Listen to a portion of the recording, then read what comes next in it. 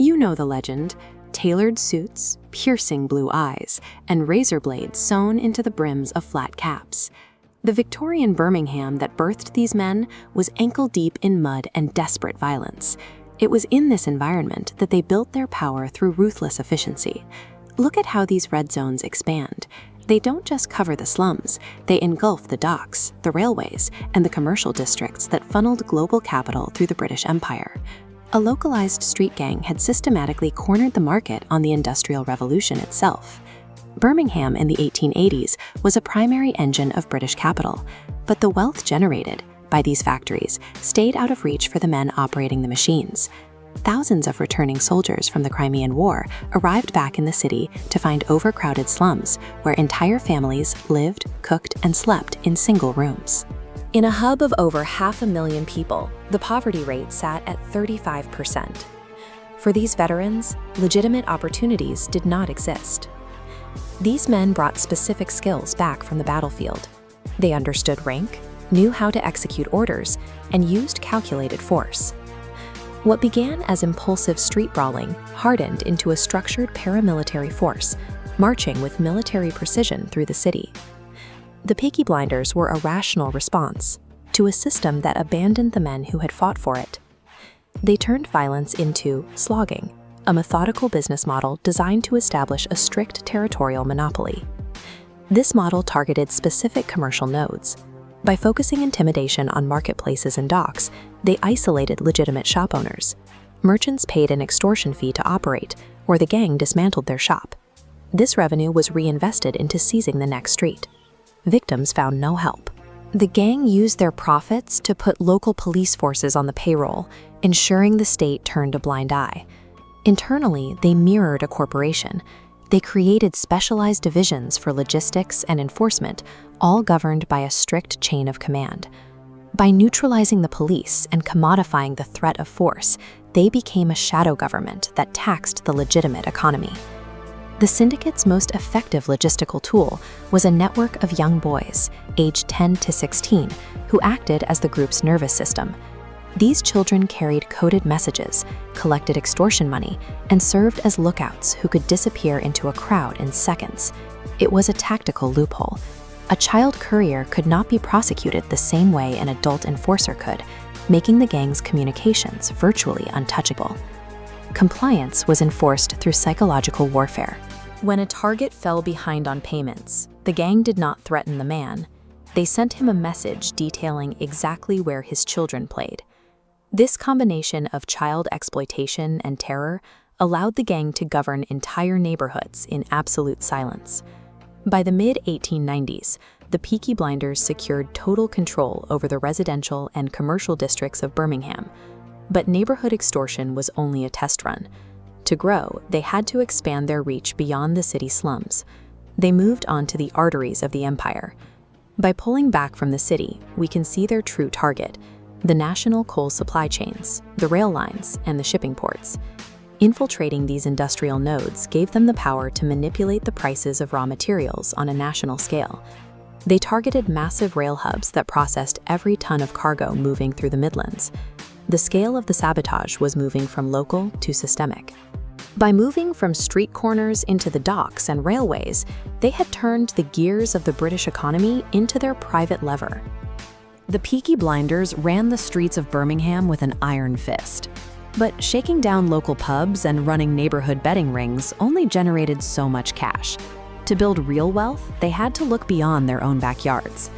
In the 1880s, the newly built railway networks of the British Empire provided the perfect path outward.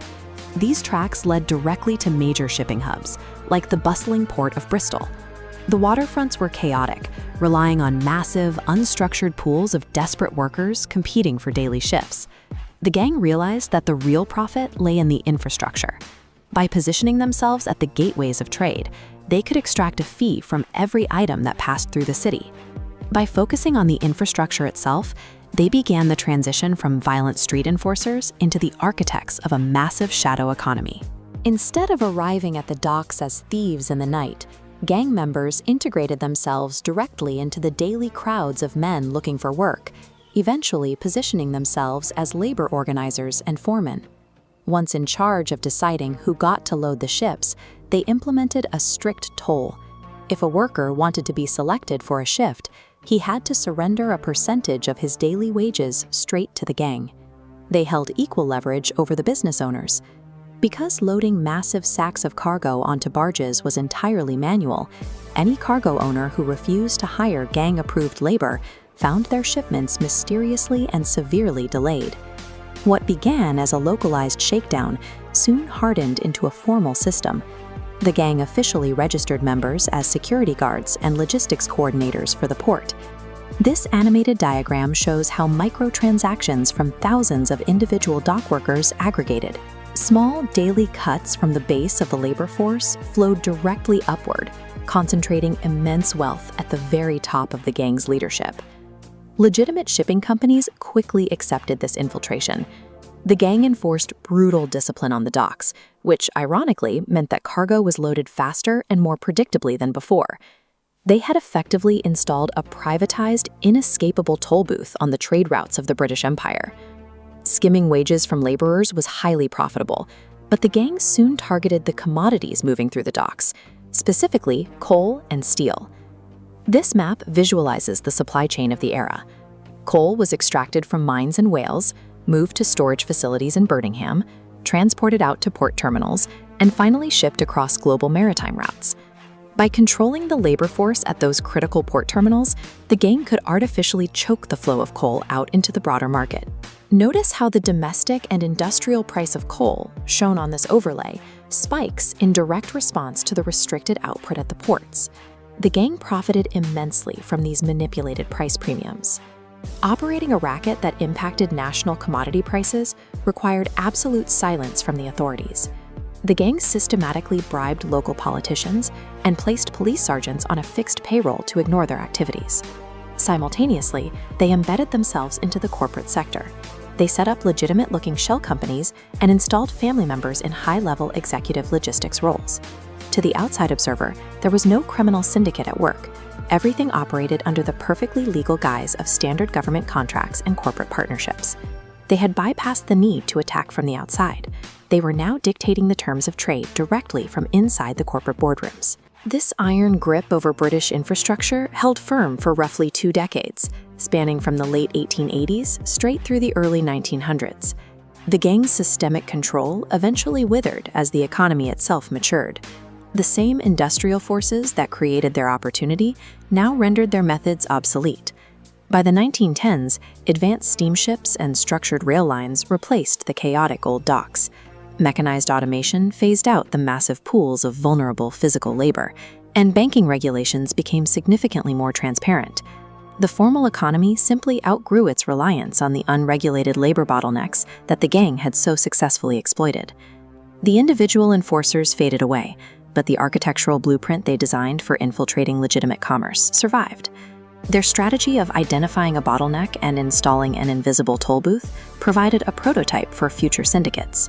When Prohibition hit the United States in the 1920s, the Chicago mob used these same principles to seize supply lines and corrupt the very officials meant to stop them. This model of embedding crime within legitimate systems evolved alongside technology. The logic of controlling a choke point moved from the physical docks to global shipping lanes used by modern cartels, and eventually to the digital data ports targeted by today's cybercriminal syndicates. Organized crime is not a glitch in the system. When complex, valuable infrastructure is left unmonitored, alongside desperate, impoverished populations, systematic corruption is the inevitable result. The original Peaky Blinders may be gone, but invisible power continues to control modern supply chains. If you want to understand the hidden forces shaping our economy, hit the subscribe button, leave a like, and share this video.